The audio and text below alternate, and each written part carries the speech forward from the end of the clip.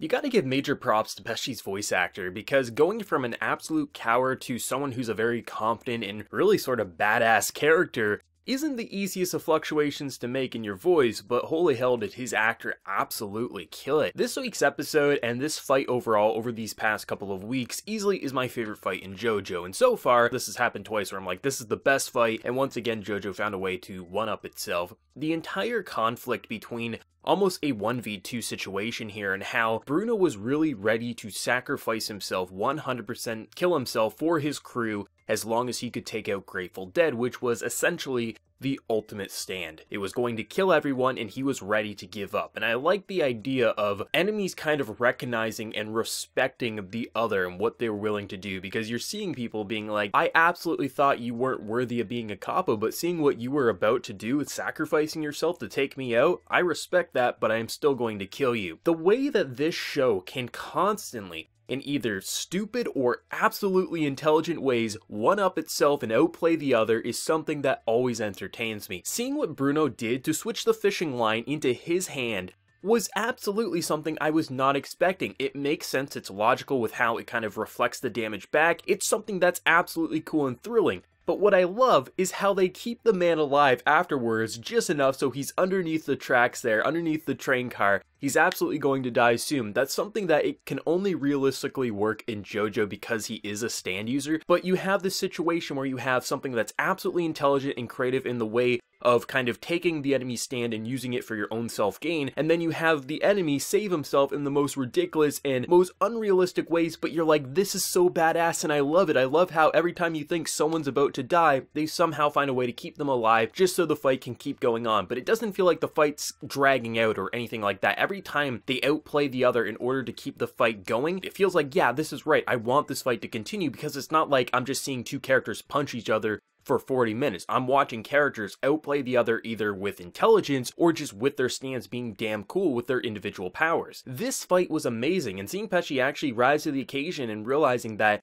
you know, it's his chance to shine. He's understood what his kind of bros words were saying all along, and it's up to him to take it out. He can't let go of the fishing pole, which I like this. I like how you see these minor antagonists actually getting character development, even if they're only going to be around for a couple of episodes. These characters are dead after this week, and if you kind of look at past JoJo parts, you don't really get that same level of dialogue and development for their minor antagonists. Now I'm starting to understand why this group is considered one of the best side groups and kind of antagonists in JoJo, because you actually get to hear them talk, you get to understand the relationship at a deep enough level that they feel more than just the bounty hunters out to kill our main gang. That's the type of stuff you hope to see. So when they do end up dying, I'm like, you know what? I actually feel like I got to know them a bit, and it's a little sad seeing them go out, because they were someone who I got to know at a deep enough level that I'm like, you know, you had to die. You're going against our boys here, but still, I felt like I got to know them. I felt like I understood their kind of back and forth, their kind of friendship and kind of partnership at a deep enough level, understanding their stance, understanding just the growth that we saw with someone like Pesci, which honestly, you didn't have to do. The fight would still be good without that development, but it was nice to have. It added that extra layer and really makes these past couple of episodes the absolute highlight of what JoJo's Bizarre Adventure has to offer if someone wants to watch it. Just seeing the amount of times you're like, how the hell is a character gonna get out of this situation? Watching Bruno unzip himself piece by piece to the point where that's an absolute madman. He's unzipping his heart. He literally doesn't have a heartbeat. I can't tell you how intense I was feeling watching a guy just sit there waiting. Will the fishhook hit me? I've never seen fishing be this intense, but holy hell, just watching a man stand still, using his stand ability to try to track him. He's saying, oh, that doesn't feel right, this doesn't feel right. That shouldn't be as intense as it was, but because you got these JoJo stands at play here, because you have this dialogue, characters are either talking to themselves or you have Bruno talking to one of the bullets, it's just nice to have this constant string of dialogue where you're just like, who's going to win here? Because honestly, Bruno could have died in that situation. 100% he could. The amount of times that he got lucky or just Pesci proved himself to be a lot smarter than we first gave him credit to, that's what I like about this part, is you can really feel like people can actually die past maybe just one random side character. This group is vulnerable because the people going against them are also powerful. That's what I like to see, because I like all these characters, including the antagonist. It's hard to say, like, how is this going to go? Who's going to outplay the other? And I like that. I like how you have such vulnerable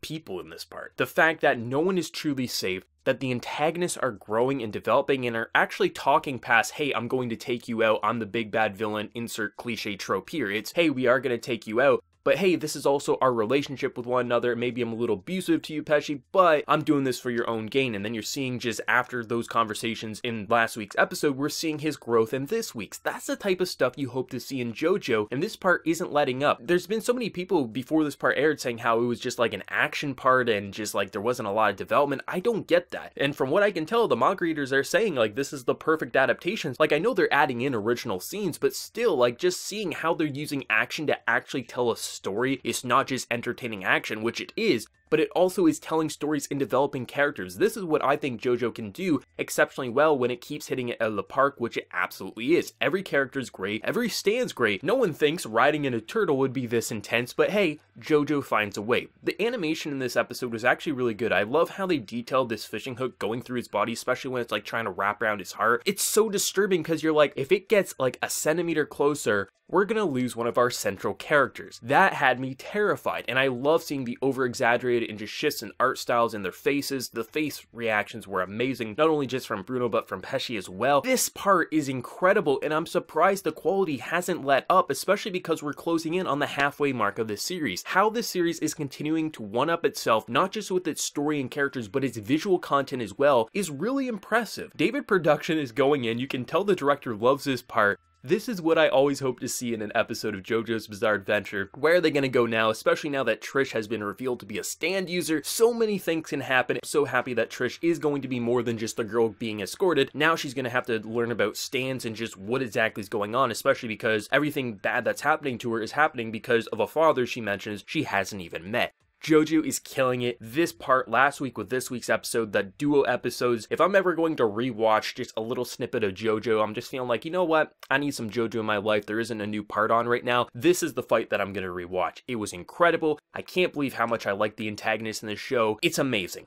When all the characters, good and bad, are this damn enjoyable and the fights and stands keep one-upping themselves, you know we're in for a ride, especially when we're not even halfway done yet. Let me know whatever you thought of this week's episode of JoJo's Bizarre Adventure. Did you love it? Did you hate it? How was the adaptation? Did they add anything original to this fight? Let me know whatever you're feeling, and be sure to like the video if you did enjoy, and also hit that subscribe button if you're new to the channel. But until next time, everyone, please take care and have a good one.